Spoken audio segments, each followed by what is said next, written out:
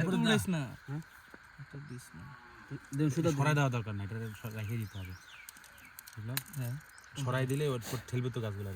এইটা হ্যাঁ, যেখানে আছে সেখানে থাকে, রেখে আমরা গাছটা বসাই দিই আমরা। পানি তো অতটুকু যাচ্ছেই, এটা লড়ানো দরকার। নিজের ক্ষেত খামারের কাজ নিজের করতে আলাদা একটা মজা।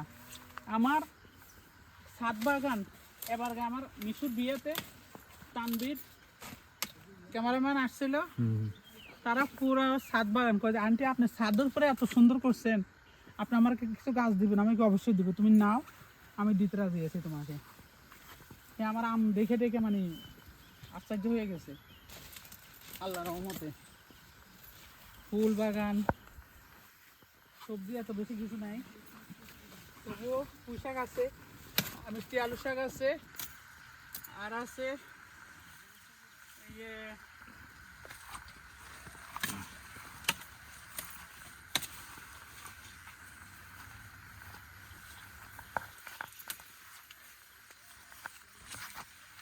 তোমার আম্মাকে নিয়ে আসো, ইনশাআল্লাহ। তোমার আম্মার সাথে আমরা একদিন ঘুরবো, এখানে দেখলে খুশি হবে, ছেলেদের সাধনার ফসল দেখে যাক।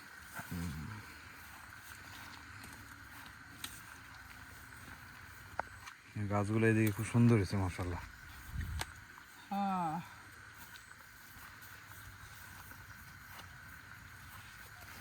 নবীর শিক্ষা করো, নবীকে মেহনত করো সবে, তোমাদের মেহনতের আল্লাহ